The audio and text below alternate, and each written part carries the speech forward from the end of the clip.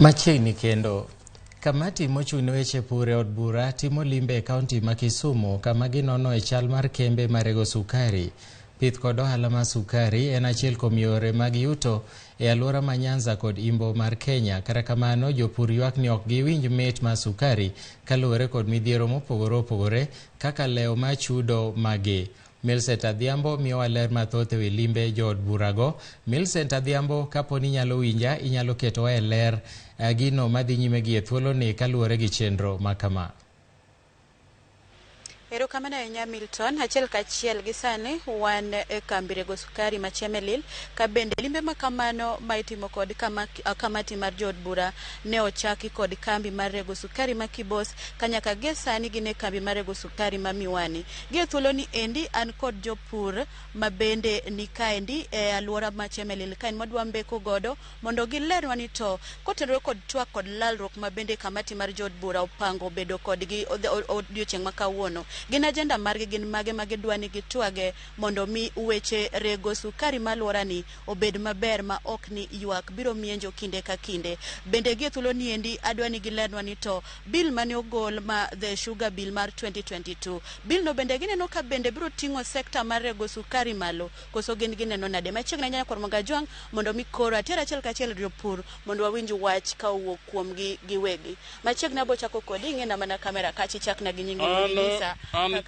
An chairman ma transporter Edward Nyango Gwang, ng'udo Chemelil ka, an gi transporter dhano madhi 700. Koluwore gi bil mar niang', wasebedo kwa gombe higni te ni mondo bedi mondo kokonywa e wach pricing mar niang'. Seche moko watero niang', ngenge moko wan ga Arias ma 2014 moko olewo pok ochulo nyaka sani. Moko ne okawo ni chulowa to nodong 60%. Pesa go pok ochulwa. Koro wan jopur wan gi thagruok ma mor kendo warwako bil mar niang'. Mar ariyo, nwakwayo ni mondo miwa jo board of directors ariyo ma represent jopur. Board of directors ariyo wayiero kendwa. Ng'ato ok yiernwa, sirkal oyiero gi kama ogike. To ka idwa ni mondo kaw pachwa joma jopur nando yier ng'atgi, wambo yier ng'atwa. Mondo kokonywa ni mar kochopo sama board rumo, tin mango ni joko seringo dhi thuchegi ok ng'e tabu mo wan ga niang' ka. Koro momiyo wan odwa ni kaka wan jopur wadwa ni sirkal omiwa thuolo mar participation marwa, public participation marwa mondo wawuoye wach yiero board of director ma Chemelil.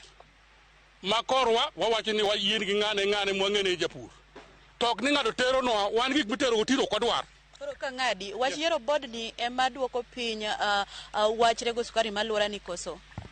Yiero board ni mar board kano osebedo dissolve no kethore. Koro oketho teko mar factory. Onge kaka factory bedo nguvu mar rego. Koro nwang'o ni wane mochwo yiero matin mochwalo factory ni. Factory ni ne board nokwore chon. Ni mano yier political appointees.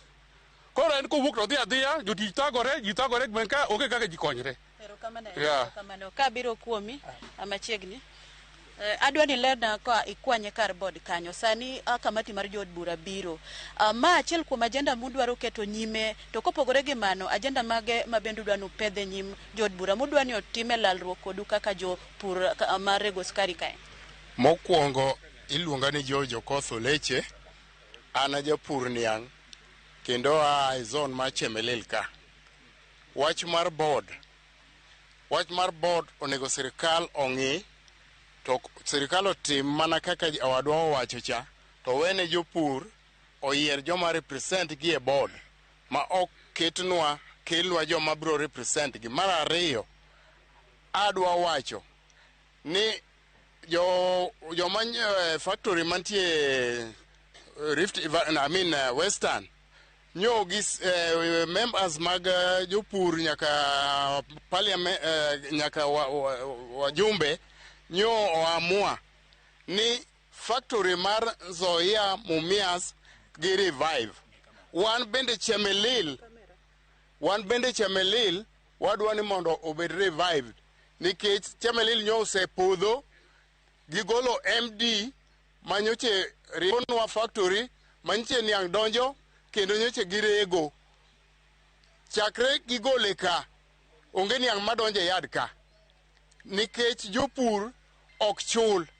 an maloso ni natongo nianga 2021 nyaka sani poko chula ni sirikal nokao 60% 40% emane gichulo 60% nyaka sani sirikal omoko go oginyal chulo wa onge kaka maintain puothega koro kuom mano wakwayo ni wan bende kaka jo Chemelil wadwaro ni sirikal omi Chemelil loan ochul jotich ochul jopur mondo jogi ochak ngima gi manyien mane kama giki. Erokamano ahinya machiegni.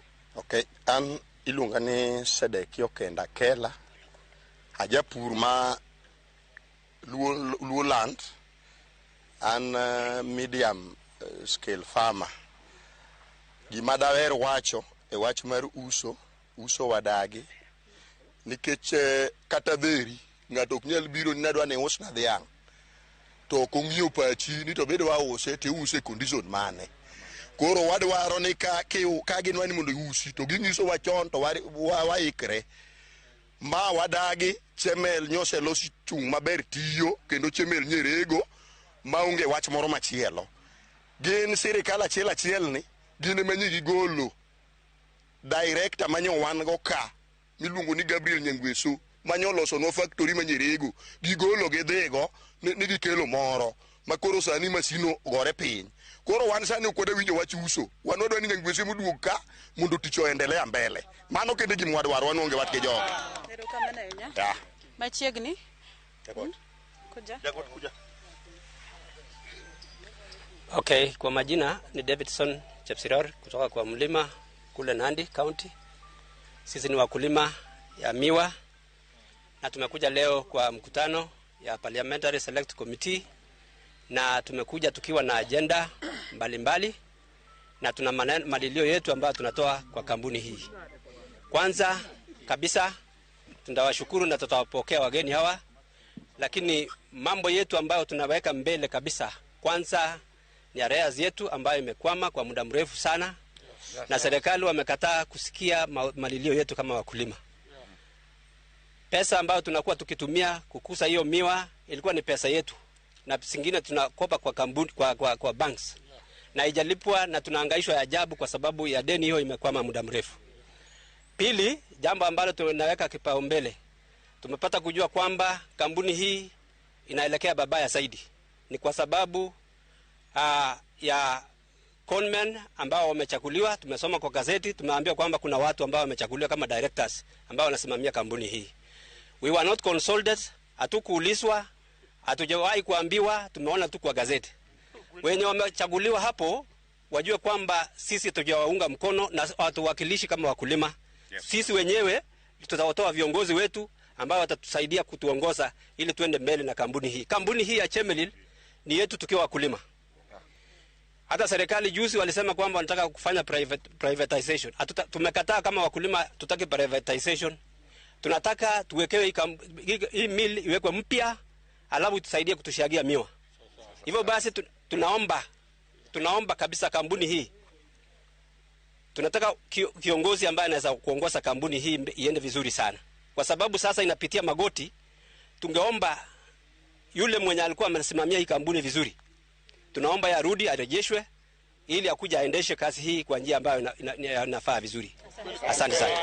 Kawatieko. An iluonga ni Kalebo Dhiambo Chieng, jagoro mar jopur maka kendo jakom mar contractors mabedo ni ankate.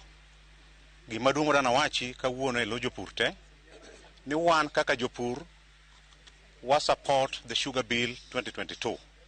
En oting'o weche mabeyo mag jopur, biro konyo jopur, kendo jopur nyaka ung mana lwedo.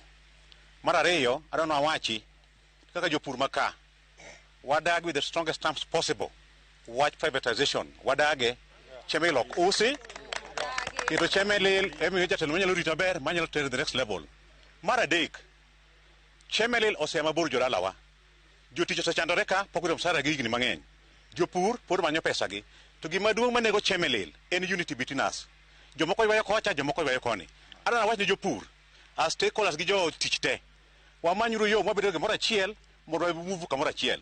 Memorandum moro andiko ka memorandum ni wasebedo meeting ka endi mar jopur for the last 4 decades. jopur pile pile kwa betie memorandum mwande koni oa kuom jopur te utingo weche jotich uticho weche jopur butingo te gimora mora gimo kwa sirikal maduong kata kelo mana DC kata kelo mana ngari chemelelni kata kelo president mane ka jotich ko mi pesa gimoro matin onge kuma bro betie ka wawacho ne ya afadhali sirikal omanyi pesa moro matin gidhi kon mbele ka giyudo matin at least 50% name this document koro my document wo kuom jopur directly kino mar jopur what they hand over the task force committee mondo gidhi go e parliament mondo discuss wach mar parliament mondo gik ok wadwar kelo weche mag siasa e weche mag chemelel ka warwake siasa to kambi ok deringo ka warwake siasa emo gima mara metimo jopur must be consulted jotich will be consulted mondo move as a team mana manyalo wacho for now otherwise we are very grateful e biro mar joto ka gibiro dijeri manya kwa wachnegi god bless you so much ero kamana enya mana kamano Milton ka gisewinjo moko kuom agenda ma bende jogogolo ka maduong magikelo mbele gidwani gibed ji kanyachiel mondo giti kanyakla ka bende gin kod agenda mopogore bende osebedo kaywa gi piny kotenore kod wachre go sukali alwola niendi gino mabende osemiyo kambini orwombore piny kamago bende usewinjo kanyo ka giwacho moko mathoth agnwa kelnu ka bende kamiti mabende dwa lalore kod gino endi ang'o chopo ka endi mondo mi uwinji to ginto giwacho ang'o tango magibiro godo magidwa twak godo kod jopur gi mondo gitem loso wach mar rego sukari alwora ma Nyanza mangima ka kamano to ero kamano anya duoko ni studio mondo idhi nyime kod weche mabedo tuche mesa mar ke weche mar Ramogi TV Milton Ankuomi ero kamano anya Milset Adhiambo achiel ka achiel kowuok e kaunti ma